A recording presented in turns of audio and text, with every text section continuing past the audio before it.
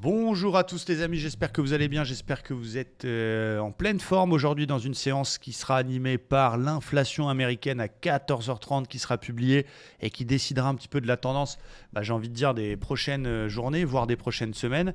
Vous le savez, c'est au cœur de l'actualité, la politique monétaire américaine, le dollar, on a eu un beau rebond hier alors que la semaine dernière les indices ont connu quand même l'une de leurs pires semaines de l'année et on a l'inflation aujourd'hui qui va décider vraiment de la tendance puisque c'est ce sur quoi notamment la Fed se base pour un petit peu ajuster sa politique monétaire. Une inflation supérieure au consensus serait une très mauvaise nouvelle pour le marché, puisque cela voudrait dire que la Fed sera peut-être plus agressive avec une prochaine hausse peut-être de 0,50 au mois de mars.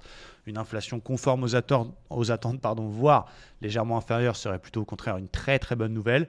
Quoi qu'il en soit, volatilité attendue, mouvement fort attendu, donc c'est des journées sur lesquelles il faut être capable de rester à l'écart. C'est des journées qui peuvent vous coûter cher parce qu'il peut y avoir des mouvements, du slippage, de la volatilité. Donc faites très très attention.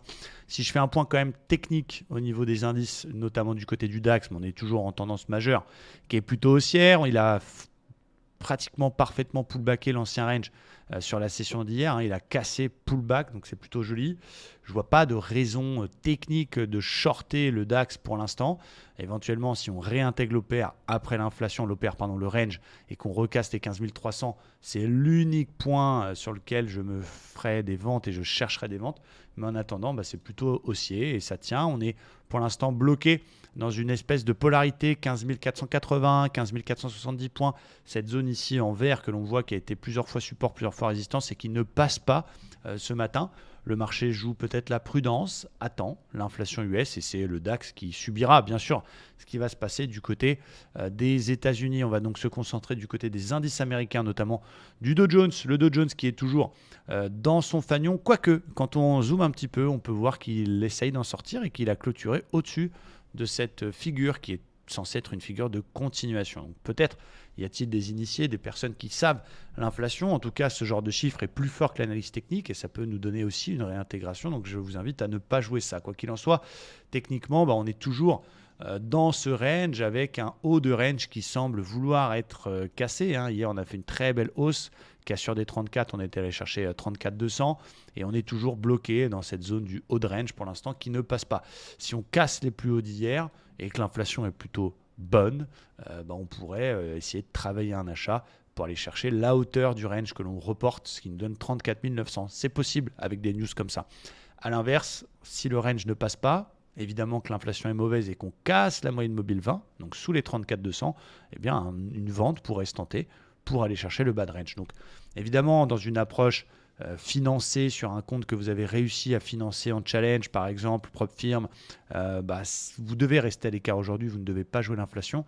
Quelqu'un qui utilise à l'inverse un compte de gambling un petit peu pour s'amuser ou qui est dans une phase de challenge avec pas trop le choix de faire des trades, il va pouvoir effectivement essayer de faire ce plan-là en surveillant l'inflation, en surveillant le chiffre ou au contraire en essayant de jouer un rattrapage d'excès, ce qu'on a vu souvent ces derniers mois où on a par exemple une hausse de 500-600 points sur le Dow Jones sur une news et puis ensuite un rattrapage d'excès grâce à une bulle apesanteur avec un repli ou un rebond en fonction du sens du mouvement, mais un rattrapage de ce qui s'est passé sur le chiffre. Donc nous, on va observer ça avec les membres de l'école, mais je vais rester à l'écart aujourd'hui, sauf vraiment très beau 5 étoiles cet après-midi, après la publication des chiffres.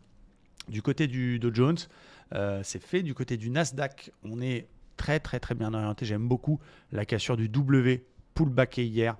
Vraiment cette zone qui devient polarité, l'ancienne résistance 12 250-300 qui devient support, c'est très joli.